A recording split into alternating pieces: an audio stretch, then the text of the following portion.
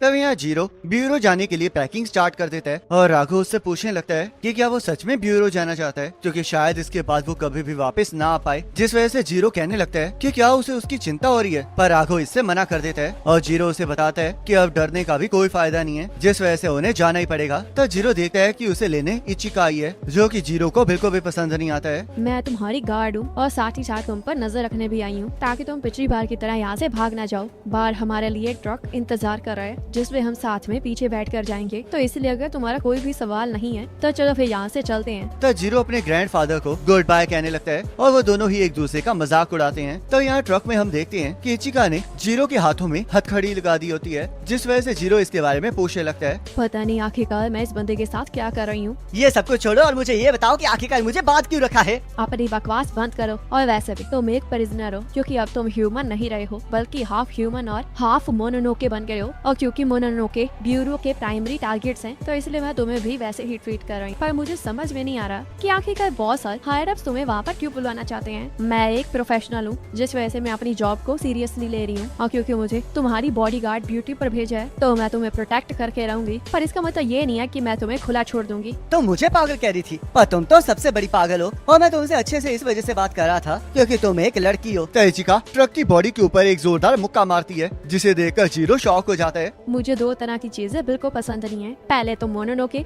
और दूसरे तुम्हारे जैसे बेकार लड़के। तो इसलिए तुम मेरे लिए बिल्कुल भी एग्जिस्ट नहीं करते हो, और अगर तुमने अब अपना मुंह खोला तो मैं तुम्हें नहीं छोड़ूंगी। तो राघव वहाँ पर आ जाता है और कहने लगता है कि उन दोनों की बकबक से तो वो सो भी नहीं पा रहा है, जिस वजह से उसे बच्चे बिल्कुल पसंद नहीं है। तो जीरो उसे सोने की वजह से डांटने लगता है, पर राघव को यकीन नहीं आ रहा होता कि इतनी छोटी सी लड़की उन्हें प्रोटेक्ट करेगी, जिस वजह से उसे लगता है कि ब्यूरो के पास सच में स्टाफ की कमी है। तो इचिका राघव को घटिया कह के उसे बात करने से मना कर देती है, जिस वजह से राघव कहने लगता है कि कम से कम ये तो अच्छी बात है कि उस लड़की में दम है, और वो उसे इस टाइम किसी और चीज के बारे में चिंता करने के लिए कहता है। पर इचिका को कुछ समझ नहीं आ रहा होता। तब यहाँ रोड पर चारों तरफ धुंध फैल गई होती है, जिस वजह से एक पर्सन ड्राइवर से इसके बारे में पूछ रहा होता है, पर ड्राइवर उसे कहता है कि वो लोग माउंटेन एरिया पर हैं, जिस वजह से वहाँ पर फोग होना तो नॉर्मल बात है। और जैसे ही वो अपनी ट्रक की लाइट को ऑन करता है, वैसे उसे सामने कुछ दिखाई देने लगता है। तब हम देखते हैं एक मोनोनोके उसके साथ के पैसेंजर का सिर उड़ा देता है, जिसे देखकर वो ड्राइवर डर जाता है और वो ट्रक उस बड़ी चीज के साथ टकरा जाता है जिसे उस ड्राइवर ने देखा था। तब इचिका इस चीज को इन्वेस्टिगेट करने के लिए ट्रक से बाहर चली जाती है और जीरो को अंदर ही रहने के लिए कहती है। यहाँ तो चारों तरफ फोग हो गई है, जिसका मतलब हम स्पेक्टर जोन में एंटर हो चुके हैं। पर आखिरकार मैंने इसे मिस कैसे कर दिया। देखो आखिरकार बाहर कौन आ गया है। मुझे तो लगा था कि यहाँ पर एक अच्छा मीट मिलेगा, पर यहाँ पर तो कुछ भी अच्छा नहीं है। और मैं खामखा ही इस असाइनमेंट के लिए एक्साइटेड हो रहा था, और जब मुझे लगा कि कम से कम गार्ड तो खाने के लिए अच्छा होगा, तो ये तो एक लड़की निकली। ये ब्यूरो सच में बहुत ज्यादा बेकार है। तब उन्हें देखकर इचिका को बिल्कुल भी अच्छा नहीं लगता,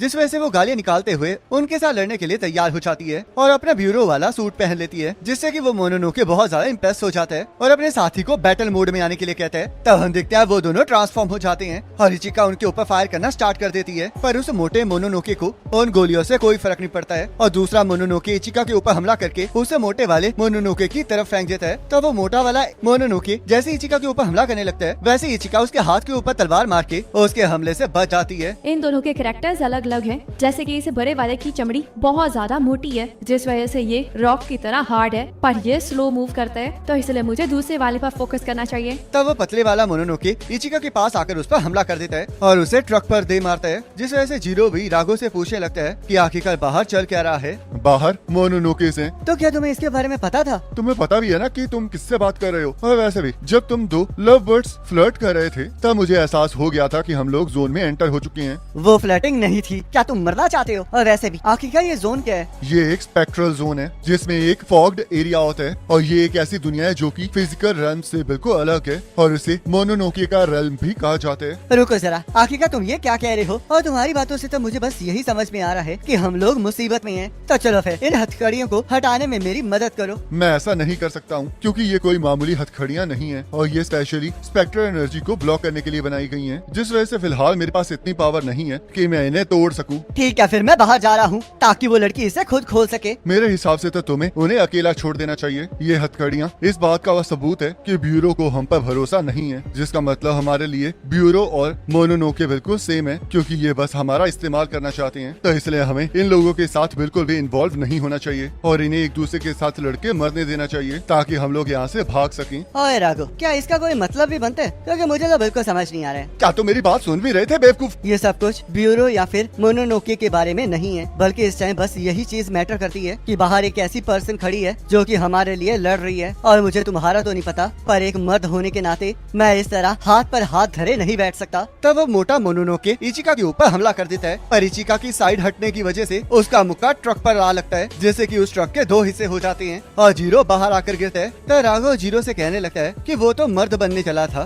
पर अब तो एक पत्ते की तरह ही उड़ गया है, जिस वजह से जीरो उसे चुप रहने के लिए कहता है। देखो जरा आखिरकार किसकी एंट्री हो गई है, तो वो तुम हो जिसे राघव ने पोजेस किया है। वैसे तो हमें ऑर्डर्स मिले हैं कि हम तुम्हें जिंदा पकड़ें, पर मुझे यह बिल्कुल भी पसंद नहीं आ रहा है, जिस वजह से मैं तुम्हें चूज करने का मौका देता हूँ। तुम्हारे पास 10 सेकंड है, या तो सरेंडर करो या फिर मेरा खाना बन जाओ। तब उस मोनोनोके की बातों को सुन के इचिका को एहसास हो जाता है कि वो लोग राघव के पीछे हैं, पर उसे ये समझ नहीं आ रहा होता कि आखिरकार उन्हें कैसे पता चला कि वो लोग उन्हें ट्रांसपोर्ट कर रहे हैं। तो जीरो इचिका को बुलाने लगता है और उसे खुद को खोलने के लिए कहने लगता है ताकि वो लड़ाई में उसकी मदद कर सके, पर इचिका इससे मना कर देती है क्योंकि उसे उन पर भरोसा नहीं होता है, जिस वजह से जीरो से समझाने लगता है कि अभी इस चीज का टाइम नहीं है। तब वो मोटा मोनोनोके उनके ऊपर हमला कर देता है, जिससे कि वो दोनों बच जाते हैं और पतला मोनोनोके उन्हें बताता है कि उनका टाइम खत्म हो चुका है, जिस वजह से वो लोग उन्हें खाने वाले हैं। और लड़की मेरी बात मानो और मेरी इन हथकड़ियों को खोल दो, नहीं तो हम दोनों ही मारे जाएंगे। क्या तुम सुन भी रही हो? तो इचिका को अपना बचपन याद आने लगता है, जहाँ पर उसकी माँ को मोनोनोके ने मार दिया होता है और सबको ये चिंता होती है कि आखिरकार अब इचिका के फादर क्या करेंगे, क्योंकि एक लड़की कभी भी उनकी सक्सेसर नहीं बन सकती है। पर तभी इचिका अपने फादर को बताती है कि वो किशिमोजिन क्लैन की सक्सेसर बन के रहेगी और ट्रेनिंग करके अपने क्लैन का नाम जरूर रोशन करेगी, जिससे कि उसकी माँ और उसके फादर को उस पर जरूर प्राउड होगा।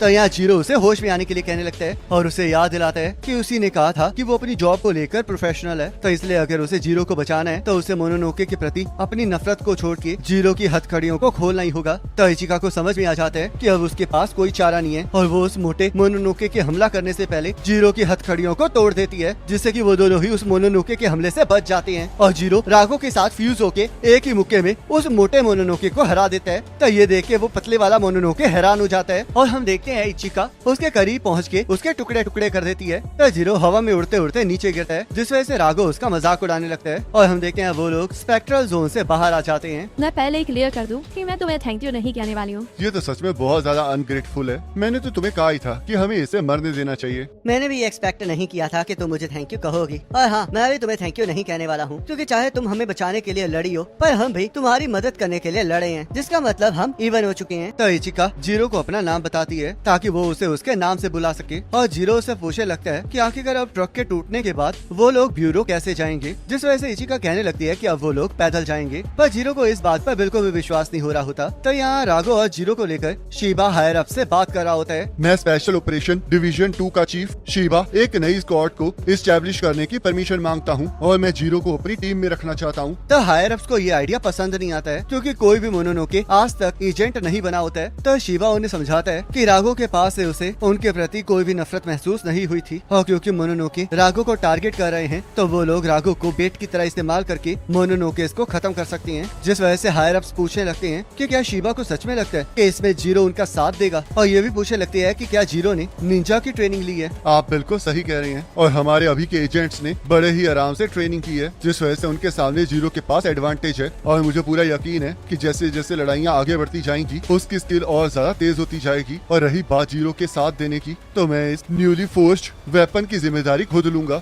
मेरा प्लान एक छोटी सी एक्सपेरिमेंटल यूनिट बनाना है जो कि 5 एजेंट्स की बनी होगी, और उसमें मैं खुद भी होऊंगा और बाकी मेरी एक असिस्टेंट उसामी, इचिका और हमारे साथ एक और रुकी होगा। ये एक secret anti Mononoke mobile strike force होगी जिसका कोड नेम ब्लैक टॉर्च होगा। तो क्या आपको इसमें इंटरेस्ट आया? तो यहाँ हम कुछ टाइम बाद जीरो को देखते हैं, जो कि अपने साथ हुए इंसिडेंट्स को याद करने लगता है और उसे यकीन नहीं आ रहा होता कि उसके साथ इतना सब कुछ हो गया है, और ना ही उसे ये समझ में आ रहा होता है कि अगर उसे किसी ने पूछा तो वो किसी को क्या बताएगा। तो क्या तुम्हें अपने नई जिंदगी की आदत हो गई? इस तरह मुझ पर नजर रखना बंद करो, क्योंकि मैं यहाँ से नहीं भागने वाला हूँ। देखो आखिरकार ये कह भी कौन रहा है जो कि हमारे हॉस्पिटल से भाग गया था? वो तो पुरानी बात हो गई, और आखिरकार तुम किस न्यू लाइफ की बात कर रहे हो? यहाँ पर तो बस मेरे मेडिकल टेस्ट ही हो रहे हैं, जिस वजह से मुझे खुद के लिए तो जरा भी टाइम नहीं नहीं मिल रहा है। ये सब कुछ करना जरूरी था ताकि हम लोग ये पता लगा सकें कि ब्यूरो और तुम्हें कोई भी खतरा नहीं है। वो सब कुछ तो ठीक है, पर मुझे ये बताओ कि क्या सच में ये तुम्हारा हेडक्वार्टर है? ये स्पेशल ऑपरेशन डिवीजन 2 का होम बेस है। हमारी हर एक डिवीजन के पास अपना एक बेस है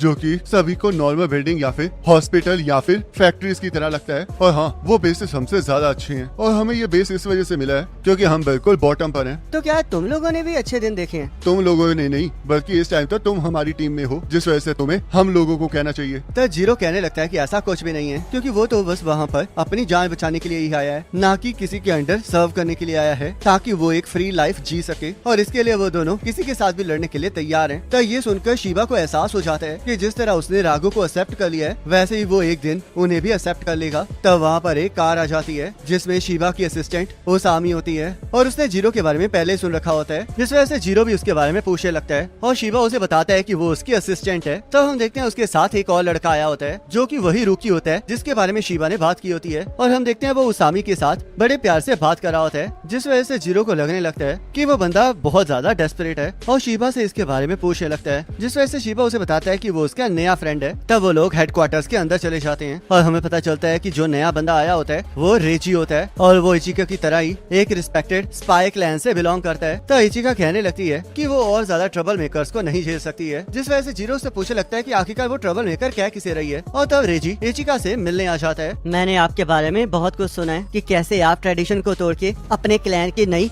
हेड बनना चाहती हैं, और इसी वजह से मैं आपसे मिलने के लिए बहुत ज्यादा क्यूरियस था और मैंने ये कभी इमेजिन नहीं किया था कि आप इतनी ज्यादा स्टनिंग होंगी। तो ये सुनकर इचिका शर्माने लगती है और जीरो उसे होश में आने के लिए कहता है ताकि वो समझ सके कि रेजी बस उसके साथ मीठी मीठी बातें कर रहा है। तो रेजी जीरो को बुलाने लगता है और उसका एटीट्यूड उसे लेकर बिल्कुल चेंज हो जाता है, क्योंकि उसे जीरो बहुत ज्यादा बेकार लग रहा होता है और उसे यकीन नहीं आ रहा होता कि उसके जैसा पर्सन उसकी यूनिट में है, जिस वजह से रेजी जीरो को वहाँ से वापस जाने के लिए कहता है। तो ये सुन के जीरो उसके सामने चला जाता है और उसे प्लेबॉय कह के उससे पूछने लगता है कि आखिरकार वो कहना क्या चाहता है। तब वो दोनों ही एक दूसरे के साथ लड़ने के लिए तैयार होते हैं और एक दूसरे को निक नेम से बुलाने लगते हैं, जिस वजह से इचिका शीबा को उन्हें रोकने के लिए कहने लगती है, पर शीबा को ये अच्छी अपॉर्चुनिटी लगती है और वो उन दोनों को बाहर जाके लड़ने के लिए कहने लगता है। तो सभी लोग बाहर चले जाते हैं जहाँ उसामी उनकी फाइट को रिकॉर्ड करने के लिए तैयार होती है और इचिका शीबा से पूछने लगती है कि आखिरकार ये क्या चल रहा है। ये सब कुछ इस स्क्वाड को अच्छे से एस्टेब्लिश करने के लिए है। जब मैंने न्यू स्क्वाड के आइडिया को हायर अप्स के सामने रखा था तब उनकी कुछ रिक्वायरमेंट्स थी, जिनमें से एक ये प्रूफ करना था कि जीरो ब्यूरो के लिए एक एसेट है। ब्यूरो को पता है कि राघो के पास किस तरह की पावर है, पर अगर जीरो और राघो कोऑपरेट नहीं करेंगे तो वो सब कुछ मीनिंगलेस हो जाएगा। तो इसका मतलब आप इनकी एजेंट की एबिलिटी चेक कर रहे हैं, पर मुझे तो टेस्ट देने में महीने लग गए थे। सबकी सिचुएशन अलग अलग होती है और वैसे भी ये पता करना बहुत ज्यादा जरूरी है कि जीरो कितना ज्यादा स्ट्रॉन्ग है। तो उसामी उन्हें कैमरा में देखकर स्माइल करने के लिए कहती है और वो दोनों लड़ने के लिए तैयार हो जाते हैं और इसी के साथ ये एपिसोड खत्म हो जाता है। अब नेक्स्ट एपिसोड